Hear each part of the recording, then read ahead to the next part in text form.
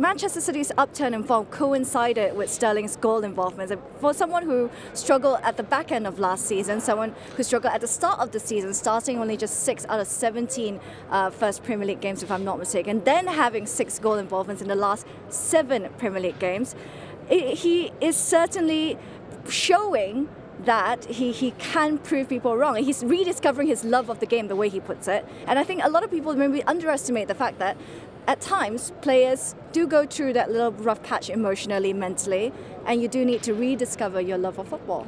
Well, I think his love for football has always been there. I think one thing for Raheem Sterling, he was put on really top draw stakes all around Europe, that he's going to be the best at this, the best at that, because he was scoring goals, he was going past people with ease. Then he's not found himself in the team. So at that point, Pep Guardiola hasn't chosen to pick him. It was a constant week in, week out him not playing. So that's the disappointing. I think he was lack of confidence. He coming into the side and he was doing things. He was doing things that you wouldn't have expected him to do.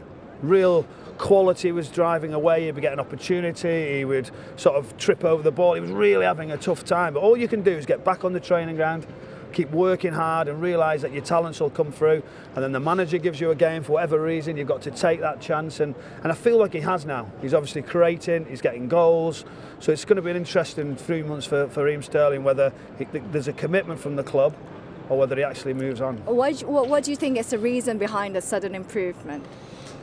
Probably, I think his relationship with the manager as well. I think he's found himself out of the team, which was a bit unusual. The problem with part of the issue for Raheem Sterling is the consequences of how good he was or has been. So the expectation, the bar is so high that every time he doesn't sort of reach that, people are saying, well, actually, hang on, is he struggling now? So did he play too well? No, you can't play too well. It was one of those, wasn't it? He was playing that good. Well, You're putting him in the likes of Messi and Ronaldo at one point because his finishing got better. He improved, didn't he? Because when he first arrived, his finishing was way off the mark, and then all of a sudden he went through that period of time. It was unbelievable. I'm not suggesting this is the case for Raheem Sterling, not at all, but can there be a certain time where players might suddenly find their form and play a little bit better because there might be a potential better contract coming?